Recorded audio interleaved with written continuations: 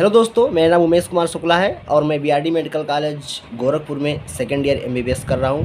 मैं आपको पढ़ाने जा रहा हूं एब्डोमेन का आज ये पहला वीडियो है जिसमें आप बेसिक्स जानेंगे एब्डोमेन के बारे में। एब्डोमेन को कैसे पढ़ना है और क्या क्या हमको जानना ज़रूरी है वो आप इस वीडियो में देखेंगे।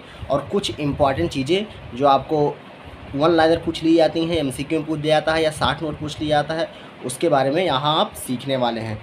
रीजियन जानने वाले हैं एब्डोमेन में कितने होते हैं, और प्लेन जानने वाले हैं कितने होते हैं और किस लेवल पे होते हैं, और साथ में मैकबर्ने पॉइंट क्या है, होल्डेंस लाइन क्या है और मर्फीज पॉइंट क्या है, इसके बारे में आप लोग जानेंगे। और कहाँ पर हमको इंसिजन देना है, कहाँ पर नहीं देना है, किस डायरेक्शन में देना है एब्डोमेन में, इसके बारे में आप जानेंगे इस वीडियो में। तो आप नए हैं तो चैनल को सब्सक्राइब कर लीजिए और चैनल को लाइक कीजिए, इस वीडियो को आप लाइक कीजिए और ज़्यादा से ज़्यादा दोस्तों में फैलाइए जिससे बहुत सारे लड़कों का अच्छा हो सके। क्योंकि एनाटॉमी, फिजियोलॉजी, बायोकेमिस्ट्री का इस पे लगातार वीडियो आपको मिलता रहेगा। अच्छे से कैसे पढ़ना है और डर कैसे ख़त्म करना है एनाटॉमी में, ये आपको इसमें समझ में आएगा। ठीक है, तो शुरू करते हैं। एंटीरियर एब्डोमिनल वाल। एंटीरियर एब्डोमिनल वाल, ये मान लीजिए आपका ये शरीर है, ठीक है, ये बॉडी का दिखाया हुआ है, स्केच बनाया हुआ है। तो ये ऊपर का आपका चेस्ट रीजन है और ये क्या है, कॉस्टल मार्जिन है। ये क्या है, कॉस्टल मार्जिन है। कॉस्टल मार्जिन यहाँ पर T9 तक ऊपर जाता है और T12 तक आप जानते होंगे क्या होती है, रिप्स होती हैं, जो फ्लोटिंग रिप्स होंगी T12 T11। और ये कॉस्टल मार्जिन है। क्या है, कॉस्टल मार्जिन है। इस पर कुछ प्लेन्स होते हैं। अब लाइन आप लोग पढ़ चुके होंगे, जब शुरुआत में पढ़े होंगे एनाटॉमी, तभी आप लाइंस के बारे में जानते होंगे। देखिए, जो बिल्कुल मिडल से जा रही होगी उसे क्या कहेंगे, मीडियन लाइन। उसके जस्ट थोड़ा सा बगल क्या हो जाएगा, मीडियल लाइन। और आप लोग पढ़े होंगे यहाँ पर आगे क्या है, यहाँ पर क्या होगा, क्लेविकल होगा। तो क्लेविकल के बीच में अगर कोई लाइन जा रही है सीधे तो उसे कहेंगे मिड क्लेविकुलर लाइन। आप लोगों को पता होगा, यहाँ पर जब आप अपर लिम्ब पढ़े होंगे तो यहाँ पर एक्जिला पढ़े होंगे, तो एक्जिला के मिड में से जो लाइन जा रही होगी उसे कहेंगे मिड एक्जिलरी लाइन। तो ये हो गया वर्टिकल में कैसे बांटे हुए हैं। वर्टिकल में कैसे बांटे हुए हैं, median line, medial line, mid clavicular line और मिड एक्जिलरी लाइन।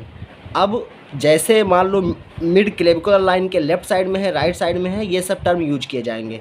अब हम प्लेन के बारे में पता करते हैं। तो प्लेन देखिए, ये क्या है, जिफॉइड प्रोसेस है। यहाँ पर ऊपर आपका स्टर्नम होगा, ठीक है, उसका बॉडी होगा और आगे मैनिबरियम स्टर्नाई। देखिए, जिफॉइड प्रोसेस, ये है आपका कॉस्टल मार्जिन। अब 11 जो वर्टिब्री है, इसके लोअर मोस्ट पार्ट से तुम्हारा ट्रांसपाइलोरिक प्लेन जाता है। ट्रांसपाइलोरिक प्लेन जाता है जिसे एडिशंस प्लेन भी कहते हैं। तो एक प्लेन हो गया ट्रांसपाइलोरिक प्लेन जिसे एडिशंस प्लेन भी कहते हैं, और दूसरा है सब कोस्टल प्लेन, यानी कि जो कोस्टल सरफेस है, जो कोस्टल रीजन है, उसके जस्ट नीचे से जाने वाला लाइन प्लेन को क्या कहते हैं, सब कोस्टल प्लेन कहते हैं। ये L3 के अपर बॉर्डर पे होता है और जो ट्रांसपाइलोरिक प्लेन होता है वो L1 के लोअर बॉर्डर पे होता है। तो इसको आपको एज इट इज़ समझना है और ध्यान रखना है कि L1 के लोअर बॉर्डर पे है कि L3 के अपर बॉर्डर पे है या L5 के अपर बॉर्डर पे है। तो ये ध्यान रखिए, केवल L1 के लोअर बॉर्डर पे एक लाइन है जिसे कहते हैं ट्रांसपाइलोरिक प्लेन। ट्रांसपाइलोरिक प्लेन पे बहुत सारे स्ट्रक्चर आपको पढ़ने होंगे, कौन कौन से स्ट्रक्चर यहाँ पर लाई करते हैं वो आप जैसे जैसे पढ़ते रहेंगे पता लगता जाएगा। जैसे कि फंडस ऑफ गाल ब्लैडर होता है, टिप ऑफ 9 कॉस्टल कार्टिलेज होता है और आर्क ऑफ एओर्टा यहीं पर ख़त्म होता है, जाता आता है, ठीक है, इंड होता है, स्टार्ट होता है। बहुत सारी चीज़ें हैं आप आगे चल के पढ़ेंगे, थोरेक्स में पढ़ेंगे और कई जगह पढ़ेंगे। देखिए, जो ट्रांसपाइलोरिक प्लेन है वो L1 के लोअर बॉर्डर पे होता है, इसे एडिशन प्लेन भी कहते हैं। सब कोस्टल प्लेन तुम्हारा L3 के अपर बॉर्डर पे होता है और अम्बेलिकस रीजन तुम्हारा L3 और L4, यानी कि जो अम्बेलिकस है, आपकी ढोड़ी है, वो कहाँ पर होती है, L3 और L4 के बीच में लाई करती है। वहीं पर ट्यूबरकल ऑफ इलियक क्रेस्ट से होता हुआ एक प्लेन जाता है L5 के अपर बॉर्डर से, जिसे कहते हैं ट्रांस ट्यूबरकुलर प्लेन। तो ट्रांस ट्यूबरकुलर प्लेन या इसे इंटर ट्यूबरकुलर प्लेन भी कहते हैं, क्योंकि दो ट्यूबरकल को, एक इधर ट्यूबरकल और एक इधर ट्यूबरकल को पास करेगा ट्यूबरकल ऑफ इलियक क्रेस्ट को, इसलिए इंटर ट्यूबरकुलर प्लेन भी कहते हैं या इसे ट्रांस ट्यूबरकुलर प्लेन कहते हैं। आप लोगों को इसके राउंडिंग के बारे में पता होना चाहिए। देखिए, ये है एंटीरियर सुपीरियर इलियक स्पाइन, और ये तुम्हारा हिप बोन है। हिप बोन में क्या होगा, anterior superior iliac spine. Interior superior iliac spine से एक लिगामेंट निकलता है, इसे कहते हैं इंग्वाइनल लिगामेंट। इस पे ये इंपॉर्टेंट क्वेश्चन रहता है इंग्वाइनल लिगामेंट, इसको डिटेल में पढ़ाएंगे आगे, ठीक है। तो एसिस से निकलता है तुम्हारा इंग्वाइनल लिगामेंट और जाके कहाँ पर अटैच होता है, प्यूबिक ट्यूबरकल पे। तो ये चीज़ें कुछ जनरल हो गई जो आपको पता होनी चाहिए। उसके बाद में हम देखते हैं कि कुछ और स्ट्रक्चर होते हैं उनके बारे में।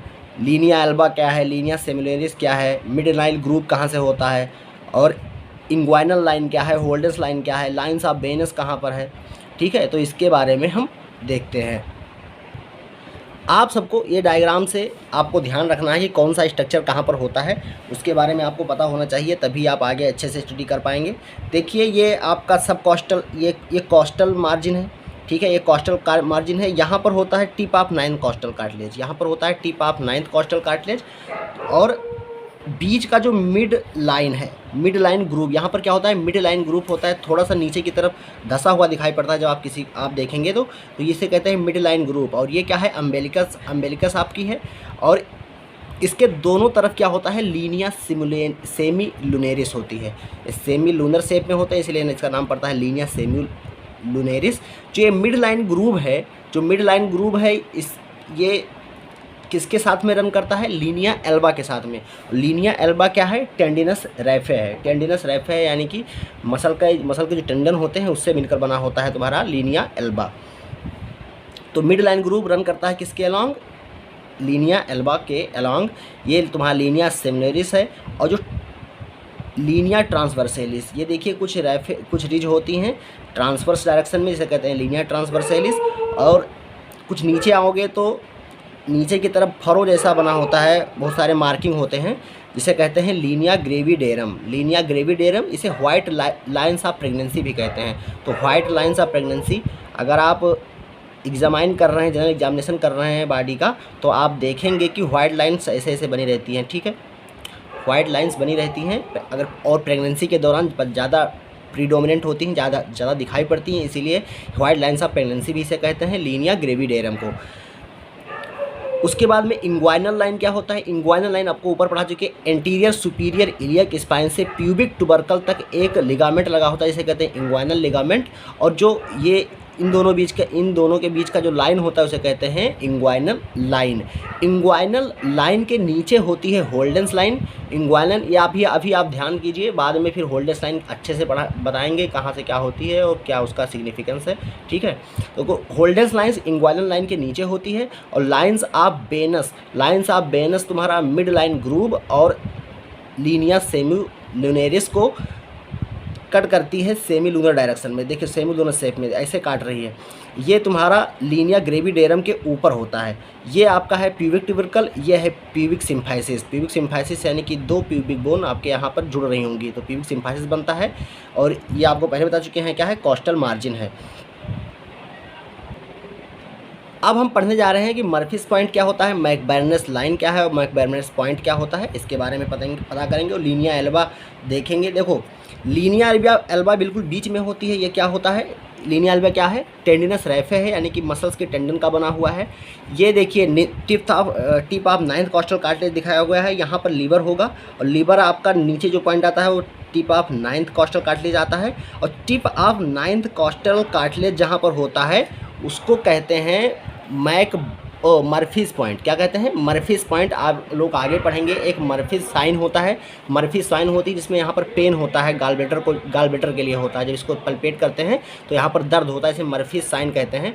तो आप लोग यहाँ से ध्यान रखिएगा कि एक ही मर्फीज पॉइंट कहाँ पर होता है। ये tip of 9th costal cartilage पे होता है। और इसके इंटीरियर अंदर की तरफ क्या होगा, फंडस ऑफ गाल ब्लेडर होगा, फंडस ऑफ गाल ब्लेडर होगा।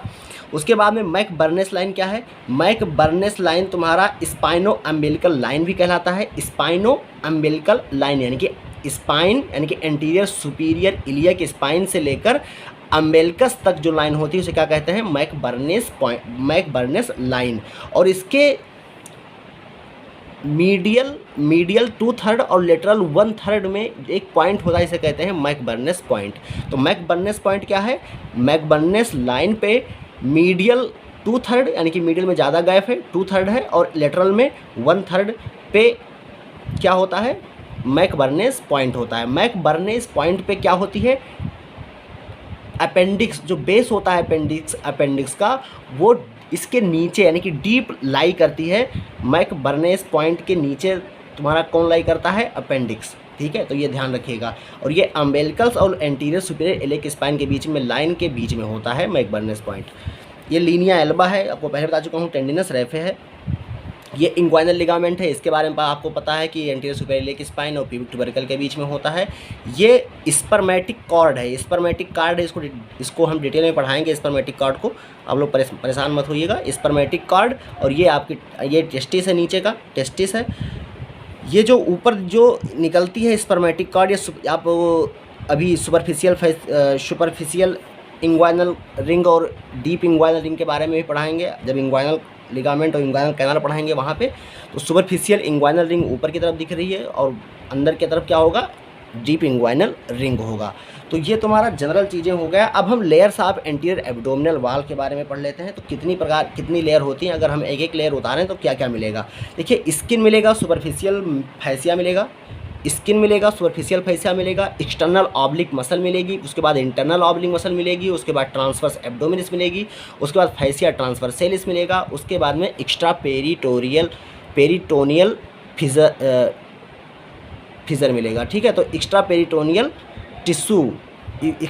टिश्यू मिलेगा। 8वें नंबर पे पेराइटल लेयर ऑफ पेरिटोनियम, जो पेरिटोनियम होगा उसका पेराइटल लेयर तुम्हारा 8वें नंबर पे मिलेगा। तो कितनी लेयर मिलेंगी, 8 लेयर मिलेगी। Skin, superficial fascia, external oblique, internal oblique, transverse abdominis, fascia transversalis, extra peritoneal tissue, parietal layer of peritoneum, इतने लेयर मिलेंगे। यहाँ पर डीप फैसिया नहीं होती है, आप लोग ध्यान रखिएगा। डीप फैसिया एब्सेंट होती है, और ये अच्छे के लिए एब्सेंट होती है क्योंकि ये अलाउ करती है bulging and distension of abdomen, यानी कि जब खाना खा लेते हैं तो आपका पेट फूल जाता है। अगर डीप फैसिया होती तो आपका खाना फूलता नहीं, यानी टाइटनेस हो जाता पेट में। तो ये अच्छे के लिए होता है क्योंकि आपका पेट फूल जाएगा खाना खाने पर। आल्सो एब्सेंट इन, ये जो डीप फैसिया होती है वो आल्सो एब्सेंट होती है पेनिस में, स्क्रोटम में और पेरिनियम में। तो ये भी आप लोग ध्यान रखिएगा। अब एक लाइन्स होती है, इसे कहते हैं लैंगर्स लाइन। लैंगर्स लाइन क्या होती है, उसका सिग्निफिकेंस क्या है, इसके बारे में हम यहाँ पर पढ़ते हैं। क्या कि लैंगर लाइन्स क्या है, उसका सिग्निफिकेंस क्या है। लैंगर्स लाइन को क्रीज लाइन भी कहते हैं, या इसे क्लीवेज लाइन भी कहते हैं। क्रीज लाइन्स या क्लीवेज लाइन भी कहते हैं। ये हॉरिजेंटल एब्डोमेन रीजन में हॉरिजेंटली होती हैं, लेकिन आपका जो एब्डोमेन होगा उसमें हॉरिजेंटल में जो रिज दिखाई पड़ेंगी वो क्या है, लैंगर्स लाइन्स हैं, जिन्हें क्लीवेज लाइन भी कहते हैं या क्रीज लाइन भी कहते हैं। जब हमको इंसीजन देना होता है तो हम वर्टिकली नहीं करते हैं एब्डोमेन में, हमेशा हॉरिजेंटली करते हैं। ऐसा क्यों, इसके बारे में समझते हैं। देखिए, वर्टिकल लैंगर लाइन मान लो है, ये vertical Langer line wide square upon healing. जब इसका हीलिंग होगा तो वाइड स्केयर दिखाई पड़ेगा, बहुत काला सा स्कार दिखाई पड़ेगा। अगर हॉरिजेंटली कट कर रहे हैं तो लैंगर लाइन के कारण जो ये स्कार होगा वो क्या हो जाएगा, छिप जाएगा। इसलिए linear scar upon healing, linear scar आएगा अगर हॉरिजेंटली इंसीजन देते हैं। इसीलिए हम किसको प्रेफर करते हैं, हॉरिजेंटल इंसीजन को फेवर करते हैं, ना कि वर्टिकल इंसीजन को। तो लैंगर्स लाइन का एक ये इंपॉर्टेंस है। उसके बाद क्लिनिकल कुछ देख लेते हैं। क्लिनिकल में देखो, surgical incision not given to umbilicus due to cosmetic value. इसका सुंदरता में बहुत ही योगदान होता है, इसलिए इंसीजन नहीं दिया जाता है तुम्हारा कहाँ पर, अम्बिलिकस में। और अम्बिलिकस तो स्कार है ना, वहाँ तो आसानी होगी फाड़ने में, लेकिन वहाँ पर नहीं दिया जाता क्योंकि वो कॉस्मेटिक वैल्यू है। एक और देखो, umbilicus supplied by T10 dermatome spinal segment, appendix is also so referred pain of appendicitis feels here. अगर आपको अपेंडिसाइटिस है तो वो उसका दर्द अम्बिलिकस रीजन में फील होता है, क्योंकि जो अपेंडिक्स होती है और अम्बिलिकस होता है वो सेम स्पाइनल सेगमेंट द्वारा सप्लाई होता है, यानी कि T10 डर्मेटोम द्वारा। तो ये कुछ बेसिक चीज़ें हैं जो आपको पता होना चाहिए। उसके बाद आप एक चीज़ और पता होनी चाहिए, कितने रीजन होते हैं। तो जो एब्डोमेन को बांटा गया है वो 9th रीजन में बांटा गया है, उसके बारे में भी पता कर लेते हैं, ये बेसिक है। देखो, अम्बिलिकस को 9th रीजन में बांटा गया है, उसको देख लेते हैं। ये भी क्या है, फंडामेंटल है, आपका बेसिक है। देखिए, इसको हम एक सीधे वर्टिकल लाइन खींच देते हैं और दो क्या करते हैं, हॉरिजेंटल लाइन खींच देते हैं। ये तुम्हारा एब्डोमेन का क्रॉस सेक्शन हो गया, ठीक है। ये सेक्शन हो गया, क्रॉस सेक्शन हो गया मान लो। ये एक बार ये कहाँ पर जा रही है, मिड क्लेविकुलर लाइन पे जा रही है। ये कहाँ जाएगी, मिड यहाँ क्लेविकल होगा तो उसके क्लेविकल के बीच में, ठीक है, क्लेविकल के बीच में से निकल रही होगी, तो मिड क्लेविकुलर लाइन से ये निकल रहा है। और ये दूसरा रीजन है, 2 हॉरिजॉन्टल लाइन है। तो जो ये सब कॉस्टल रीजन होगा यहाँ पे जा रही होगी इसे ना, ये रिब्स होगी, सब कॉस्टल मार्जिन होगी। सब कॉस्टल मार्जिन के नीचे देखिए जो यहाँ पे क्या होगा, जिफाइड प्रोसेस होगा, जिफाइड प्रोसेस होगा। आप बस केवल हम डायग्रामेटिक ऐसे स्केच बना के समझा रहे हैं आपको, क्योंकि आप समझ जाएं। देखिए इसे, ये राइट साइड का है तो राइट हाइपोकॉन्ड्रियम, इधर क्या होगा, left hypochondrium, right hypochondrium, left hypochondrium. ये इसे ऊपर की तरफ है तो इसे कहते हैं ईपीगैस्ट्रियम, ईपीगैस्ट्रियम। नीचे होगा हाइपोगैस्ट्रियम, ये होगा राइट लंबर और ये होगा लेफ्ट लंबर, और बीच का होगा इसमें क्या होगा, अम्बिलिकस होगा, तो ये अम्बिलिकल रीजन हो गया, अम्बिलिकस हो गया। राइट के साइड में यहाँ इलियक फोसा होगा तो राइट इलियक फोसा, इधर हो जाएगा लेफ्ट इलियक फोसा। आप इसको शार्ट में मत लिखिएगा, इसको डिटेल में लिख लीजिएगा। वीडियो अच्छी लगी हो तो लाइक ज़रूर कीजिएगा और चैनल को सब्सक्राइब कीजिए नए हैं तो, और शेयर कीजिए दोस्तों को जिसको इसकी ज़रूरत है और वो समझ नहीं पा रहे हैं एनाटॉमी को। धन्यवाद।